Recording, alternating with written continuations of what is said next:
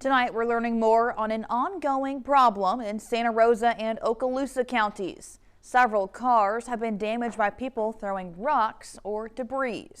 Every incident has happened while cars have been driving down major highways or the interstate. Cases like these have been happening in Okaloosa County since January. I spoke with the mother of the latest victim in Fort Walton Beach. She says her daughter could have been killed.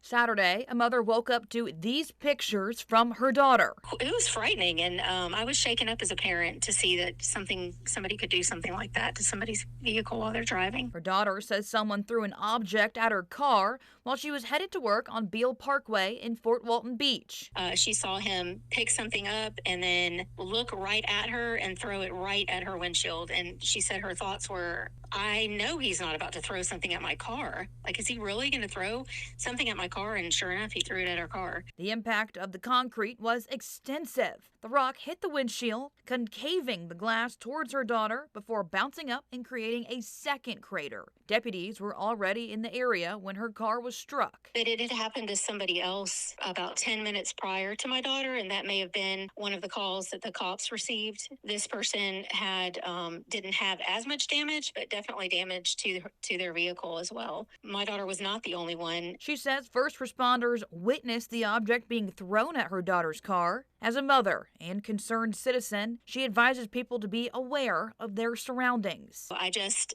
want people to be aware that this is going on in our community. These people need to be held accountable for their actions. It could have taken somebody's life. At the beginning of June, Okaloosa County Sheriff Eric Aiden says debris was thrown off Wilkerson Bluff Road on I-10. Concrete blocks were thrown at a box truck in Holt. It actually pierced the windshield and landed in the seat inside the cabin. The sheriff's office says many similar cases have been happening around the U.S. that have resulted in serious injuries or fatalities.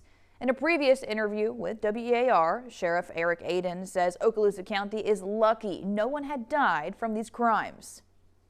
Luckily, nobody was seriously injured. Obviously, a situation like this, maybe the actual device itself or the projectile or the brick wouldn't necessarily cause the injury, but obviously, it could cause you to run off the road and could have been catastrophic. No one has been arrested for that incident. The sheriff's office says they have 2 persons of interest, both potentially facing 4 felonies. Those convicted of throwing a missile or object into an occupied vehicle is a second-degree felony punishable by up to 15 years of prison time. Earlier this week, 3 teenagers were arrested in Santa Rosa County for those same crimes. The 10, 12, and 17-year-olds are accused of throwing debris off the Jones Road overpass on Interstate 10. The latest victims, the Kendall family.